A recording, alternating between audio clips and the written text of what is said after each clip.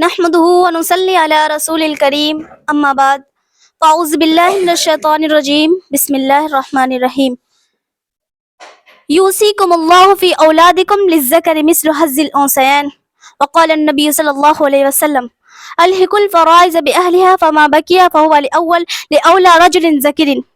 معزز سامعات اور حضرت انجمن، آج کے اس بزم میں میری تقریر کا عنوان ہے بہنیں اپنے حق کے وراثت سے محروم کیوں۔ اسلام ہی وہ سب سے پاکیزہ مذہب ہے جس نے برابر عدل و انصاف کے ساتھ حق عطا کیا ہے، یعنی والد کی پراپرٹی جائیداد میں بہنوں کو بھی حصہ دار ٹھہرایا ہے۔ اسلام کے آمدے سے قبل دور جاہلیت میں ماں، بہن، بیٹی اور بہو کی کیا حیثیت تھی، جبکہ وہ کسی حالت میں مخفی اور پوشیدہ نہیں ہے۔ اسلام کے ماں سوا جتنے بھی مذاہب پائے جاتے ہیں ان کے یہاں بیٹی عورتوں کا کیا مقام ہے، دنیا اس سے بخوبی واقف ہے۔ میری پیاری بہنوں، اسلام ہی وہ سب سے پاکیزہ مذہب ہے جس نے حقوق و معاملات کے باب میں عورتوں کو بھی حصہ دار ٹھہرایا ہے، یعنی والد کے مرنے کے بعد والد کے جائیداد پراپرٹی میں بہنوں کو بھی حق دیا ہے، حق ٹھہرایا ہے۔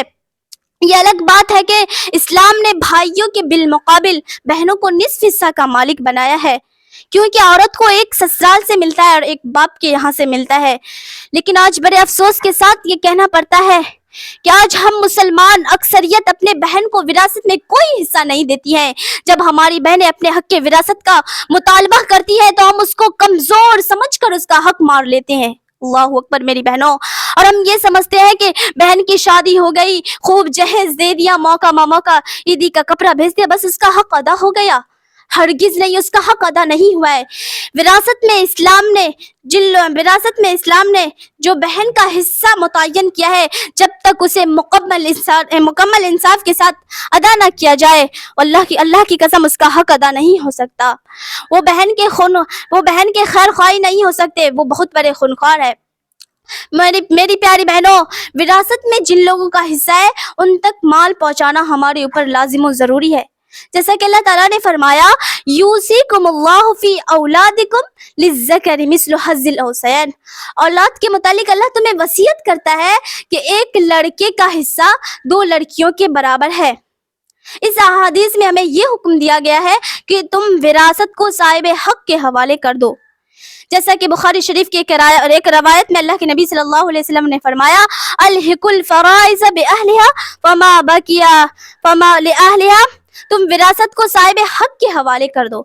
اس حدیث سے ہمیں یہ بات اظہر من الشمس ہوئی کہ وراثت اللہ کے حکم ہے، اللہ کا حدود ہے، اللہ رب العالمین کا فریضہ ہے، جیسے کہ اللہ رب العالمین نے سورہ معراج کے بعد فوراً فرمایا تلک حدود اللہ ومن یطع اللہ ورسولہ یدخلہ جنات تجری من تحتها الانہار خالدین فیہا وذلک الفوز العظیم ومن یعص اللہ ورسولہ ویتعد حدودہ یدخلہ نارا خالدا فیہا وذلک الفوز العظیم خالدا فیہا ولہم عذاب مہین۔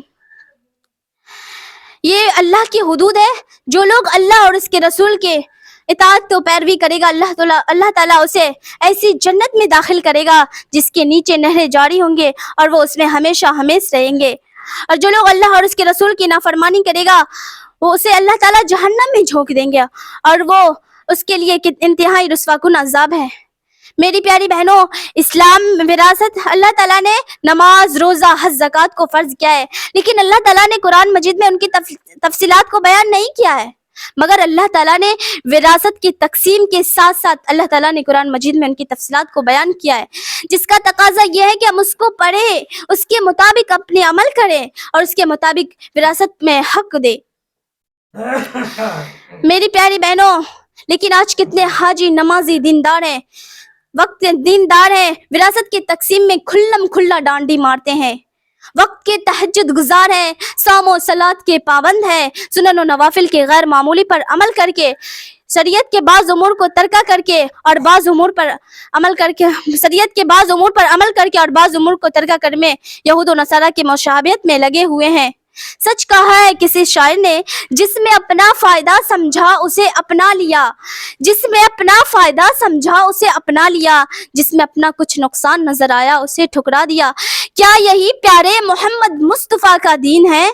کیا یہی پیارے محمد مصطفیٰ کا دین ہے؟ یہ سراسر مصطفیٰ کے دین کی توہین ہے۔ اب یہ سوال ہے کہ میری بہنیں آخر وراثت سے محروم کیوں ہیں؟ آئیے چند بنیاد اس کے اسباب جان لیتے ہیں۔ سب سے پہلی وجہ یہ ہے کہ ہمارا ایمان نہایت کمزور ہے۔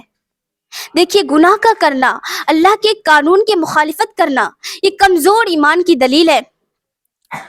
یہ کمزور ایمان کی دلیل ہے۔ اگر ہمارا ایمان مضبوط ہوتا تو ہم اتنا بڑا گناہ نہیں کرتے، بہنوں کو وراثت سے محروم نہ کرتے، ساتھ میں نماز بھی پڑھے اور چوری بھی کرے۔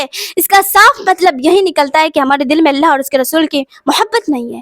جس دل میں اللہ اور اس کے رسول کی محبت نہ ہو، وہ اس کو سمجھ جاؤ کہ وہ مومن نہیں ہے۔ ہمارا دوسرا سبب یہ ہے کہ ہمارے اندر مال کے شدید چاہتے ہیں، ہم مال کے حریص ہیں۔ ہم یہ سمجھتے ہیں کہ اگر ہم وراثت میں بہن کو حصہ دے دیا تو پھر ہمارا مال کم ہو جائے گا، ہے نا؟ ہم یہی سمجھتے ہیں۔ دیکھیے، مال ظلم سے بڑھانا، حرام طریقے سے بڑھانا، اسلام اس کی اجازت نہیں دیتی ہے۔ اسلام حلال اور جائز طریقے سے کمانے کی اجازت دیتی ہے، لیکن جس کی پوری سوچ اور پوری توجہ صرف مال کمانا اور دنیا کمانا مقصود ہو تو پھر اللہ تعالیٰ اسے موجب ہلاکت گردانتا ہے۔ جیسا کہ اللہ تعالیٰ نے فرمایا، الہاکم التکاثر حتی زرتم المقابر، مال کی ہوس نے تمہیں دین و عبادت اور فکر و آخرت سے غافل کر دیا، یعنی تم قبروں کی زیارت کر لی، یعنی تم مر کر قبر میں چلے گئے۔ ہمارا تیسرا سبب یہ ہے کہ ہم جہالت کی اندھی تقلید کرتے ہیں۔ ہم مغربی کلچر کو پسند کرتے ہیں، ہم سماج کے ماحول کو دیکھتے ہیں۔ ہمیں معلوم ہے کہ وراثت میں بہنوں کو بھی وارث بنایا ہے۔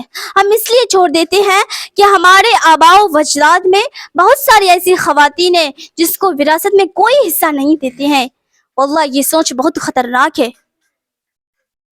ہمارا چوتھا سبب یہ ہے کہ ہمارے اندر جہالت ہے، کہ آج ہم عورتوں کو معلوم بھی نہیں ہے کہ وراثت میں ہم عورتوں کا بھی کچھ حصہ ہے۔ ہمارا کردار یہ ہے کہ اگر ہمارے بھائی اور بہن کی شادی میں 2 اچھے کپڑے کے جوڑے نہ ملے، رخصتی کے موقع پر اچھی مٹھائی نہ ملے، عیدی کے موقع پر عیدی نہ ملے تو پھر ہم رونا دھونا شروع کر دیتے ہیں، زمین و آسمان کو سر پر اٹھا لیتے ہیں، گھر والوں سے ناراض ہو جاتے ہیں، جبکہ ابو کی پراپرٹی میں 2 کلو سوئی اور مٹھائی کی کوئی حیثیت نہیں ہے۔ اس لیے ہمارا فرض بنتا ہے کہ ہم اپنے بھائی سے اپنا حق طلب کریں، ان کے ساتھ احسن طریقے سے لڑیں۔ اگر برادران حق نہ دے تو اسے اللہ کے عذاب اور ظلم کے خطرناک نتائج سے آگاہ کرے۔ اگر ہم چاہیں تو قانونی لڑائی لڑ سکتے ہیں، اس میں کوئی قباحت نہیں ہے۔ اپنے نفس کے لیے لڑنا فی نفس ہی مذموم ہے۔ ہمارا پانچواں سبب یہ ہے کہ بہنوں کی محبت اور صلہ رحمی کی کمی۔ سچ پوچھو تو ہم بہن کا مال کھا کر اور وراثت میں کوئی حصہ نہیں دے کر آمین واخر دعوانا الحمدللہ رب العالمین۔